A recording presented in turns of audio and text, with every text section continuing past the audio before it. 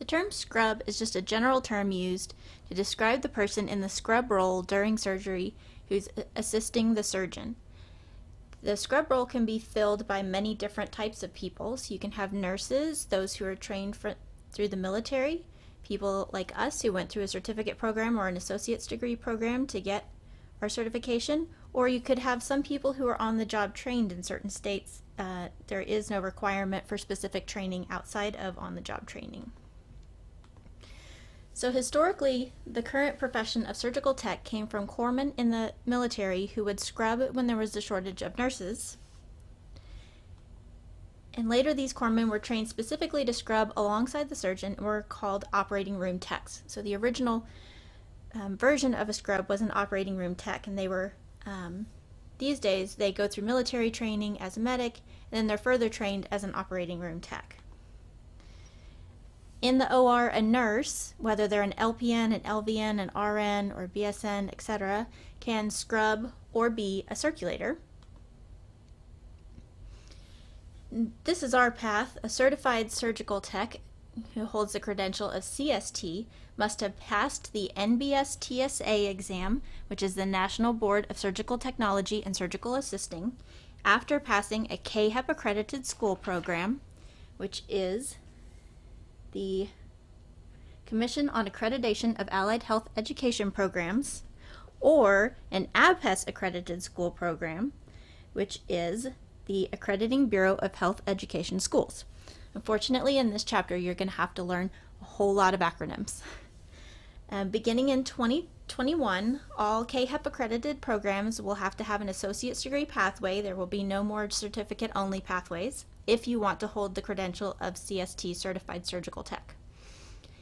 A CST must do continuing education credits to keep their CST credentials, and CSTs are AST approved, and that's the Association of Surgical Technologists.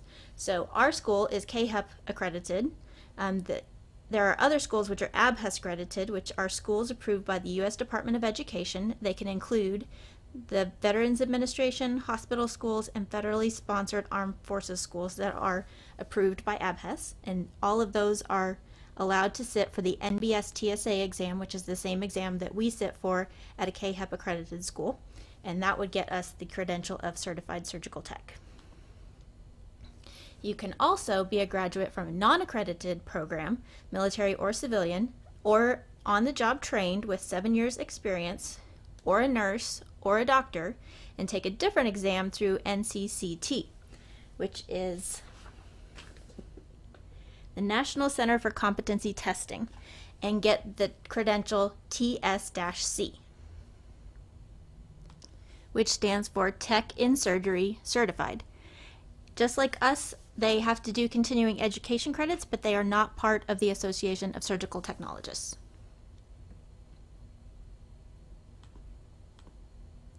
In many states, there is no requirement to have any sort of formal educational training to become a scrub. So you might have just been on staff at a hospital one day and asked to scrub in. Thankfully, many states are actively pursuing legislation to change this fact, including Kansas. Here's one last diagram to help you put it all together.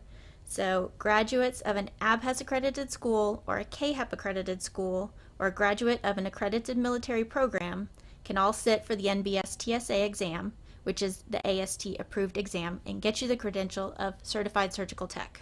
And as a side note, the ARC-STSA, which is the Accrediting Review Council on Education in Surgical Technology and Surgical Assisting, makes curriculum recommendations and evaluates schools and makes those recommendations to KHEP. KHEP has the option to accept those or not, but generally they work together to form the curriculum and choose the schools that will be KHEP accredited. A separate path to getting a similar credential or certification is that you can go through the NCCT exam if you were a military member graduating from an ORT program, a surgical technologist or surgical technician program, a doctor or nurse, or an on-the-job trainee with enough experience. And people who have sat for the NCCT exam get the credential of TS-C.